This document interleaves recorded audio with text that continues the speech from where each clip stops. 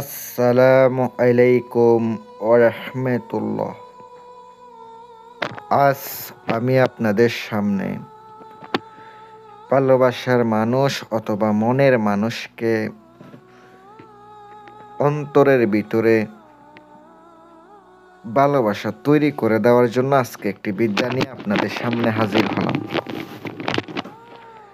আজকের যে বিদ্যাটা, আজকের যে নকশাটি, এটার মাধ্যমে আপনি আপনার কাঙ্ক্ষিত ব্যক্তিকে নিয়ে আসতে পারবেন। দূরে থেকে আপনি বশ করতে পারবেন ইনশাআল্লাহ।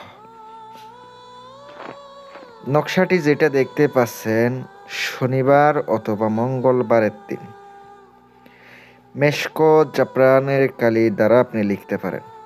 যদি না পান, সাদা কাগজের মধ্যে লাল কলমের দ্বারা আপনাকে নকশাটি 7টি লিখিত হবে। নকশা 7টি লেখার পর আগরবাতি জ্বালিয়ে এটার ধোঁয়া দিয়ে দিবেন।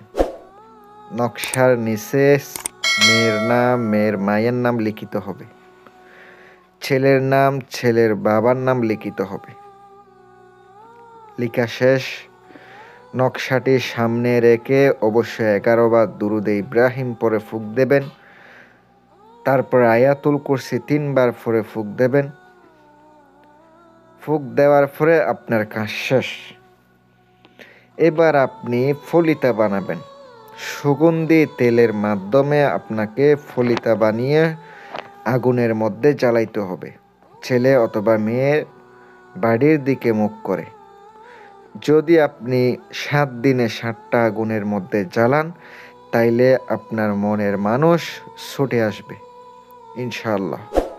আপনারা ট্রাই করে দেখতে পারেন। অবশ্যই সবাইকে অনুমতি দিলাম। ভালো থাকবেন।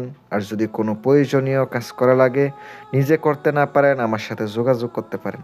আসসালামু আলাইকুম ওয়া রাহমাতুল্লাহ।